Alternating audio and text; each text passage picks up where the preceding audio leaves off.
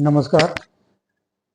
आज हम चौथे चरण के बाद के 3 चरणों के लिए जो मतदान होने वाले हैं, उनकी स्थिति, उनके मुद्दे और उनमें जो वोटर हैं, किस तरफ उनका झुकाव हो रहा है, कैसे कर रहे हैं, इस पे बताएंगे। अभी मैं उत्तर प्रदेश के पूर्वांचल और अन्य स्टेट के जो न्यूज आती हैं, जो लोग हमारे जाते हैं, बातचीत करते हैं और हम कांटेक्ट में रह के जो वहाँ पे बात कर रहे हैं।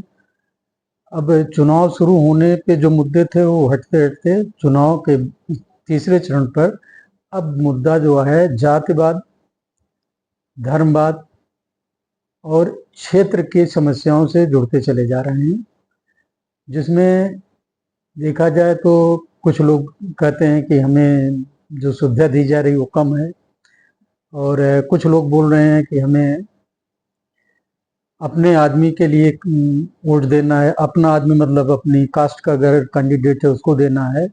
तो इसी तरीके से धर्म के ऊपर आ गया। अब धर्म के मुद्दे पर भी वोटिंग हो रही है और झुकाव हो रहा है। ये सब जो है एक अच्छी राजनीति के लिए ठीक नहीं है, क्योंकि इस तरीके से चुनाव जो सही कैंडिडेट है, जो जनता के प्रति समर्पित है, उनका चुनाव नहीं हो पाएगा और वो लोग आएंगे जो ज़्यादा योग्य नहीं है, जनता से कोई ज़्यादा मतलब नहीं है, ऐसे लोग हैं। और दूसरा एक और आया, उसमें लोगों की ये कहते हैं कि जो कैंडिडेट दिए गए हैं वो योग्य नहीं है या उनको हम नहीं स्वीकार करते। ऐसे भी लोगों के ऑब्जर्वेशन दे रहे हैं, हर जगह हो रहा है। और लोगों में जो विकास का मुद्दा लेके इलेक्शन शुरू होता है, विकास का मुद्दा होना चाहिए, राष्ट्र का मुद्दा होना चाहिए और लोगों के एम्प्लॉयमेंट का मुद्दा होना चाहिए, लेकिन सब सरकारी नौकरी ही चाहते हैं। ये सरकारी नौकरी का जो चस्का है, ये तो कोई सरकार नहीं पूरा कर सकती, लेकिन मुद्दा बना रही है। वो मुद्दे जो है आगे आ रहे हैं और ये वोट पर काफ़ी असर डालेंगे। इसके अलावा क्षेत्रीय डेवलपमेंट है, जो कहीं ऐसे भी जगह हैं जहाँ पर डेवलपमेंट नहीं हुआ तो उनको भी लोग उठा रहे हैं, लेकिन ये निगलिजेंसी हो रही है। सरकारी अधिकारियों ने जो वहाँ काम नहीं किए, पार्टी का कोई लेना, पार्टियाँ तो जो सत्ता में रहती हैं वो तो जो प्रपोजल आता है उसको देती हैं काम करने के लिए। ये एक्चुअली अधिकारियों के जो काम नहीं किए हैं उसको लोग मुद्दा बना रहे हैं। वो भी एक तरीके से देखा जाए तो राजनीति में अच्छी प्रक्रिया नहीं है। मुद्दे होने चाहिए डेवलपमेंट के। अगर वहाँ का नेता अगर सही होता तो विकास होता है। अगर नेता ने मुद्दे नहीं उठाया है तो जिम्मेदारी नेता की बन रही है, जिसे लेकर काफ़ी असंतोष जनता में है। और ऊपर चलें थोड़ा, जो एकदम बिल्कुल ज्वलंत तो कुछ उदाहरण है मैं बताता हूँ। एक सरकार की स्कीम है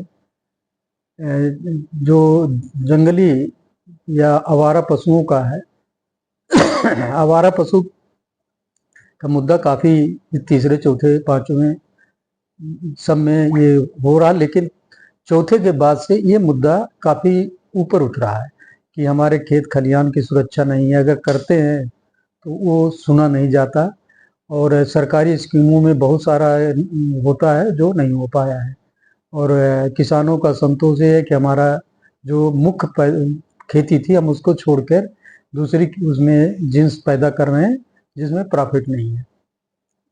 ये सारे मुद्दे अगर देखे जाएं तो चुनाव का जो तरीका है, चुनाव में जो लोगों को स्वस्थ वातावरण के अनुसार से मुद्दा बनाना चाहिए, उससे हटकर अब छोटे छोटे अपनी जगहों पे आ गए हैं और जिसे कहिए कि एक तरीके से मिसगाइडेड हो गए हैं सारे जनता के लोग और अपना वोट कहाँ डालेंगे अभी वो डिसाइड नहीं कर रहे हैं। लेकिन ये ध्रुवीकरण होता है जब बड़ा नेता उस क्षेत्र में अपना मूवमेंट करता है, अपने भाषण देता है, लोगों को समझाता है तो लोग मोटिवेट होते हैं।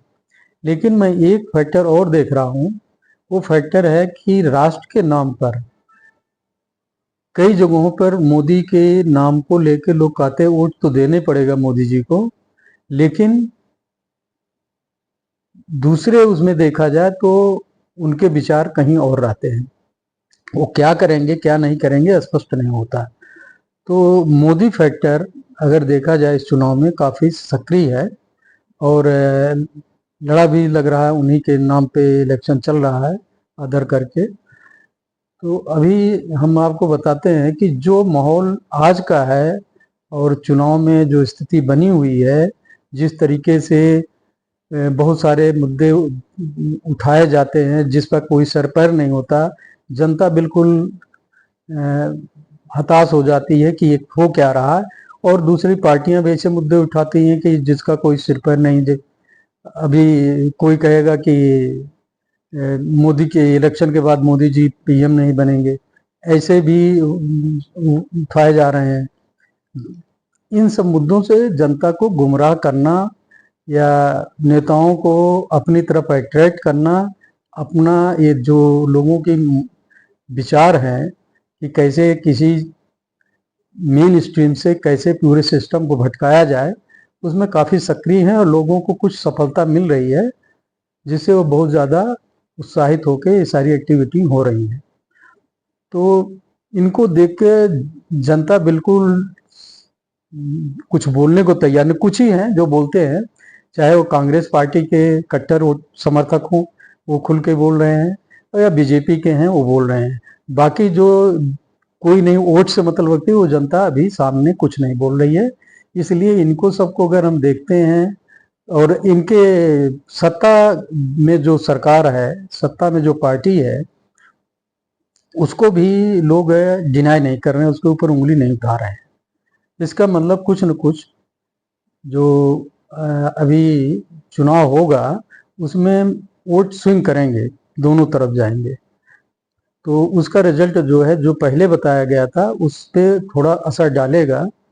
लेकिन पार्टियां जो अपने चुनाव में हैं, इनको रूट लेवल पे जाके अपने कार्यकर्ताओं के द्वारा उन्हें स्पष्ट करना चाहिए, उनको समझाना चाहिए कि वो क्या सोच रहे हैं और सरकार क्या सोच रही है। सरकार लंबे टर्म की सोच रही है, कुछ समय अपने लिए सोच रहे हैं, उनको समझाना चाहिए। चाहे जिस पार्टी को हो, उनके नेताओं को अपने अपने क्षेत्र में काम करना चाहिए, गुमराह न करके सत्यता को सामने लाना चाहिए। ये बहुत महत्वपूर्ण चीज़ है, लोगों में होना चाहिए।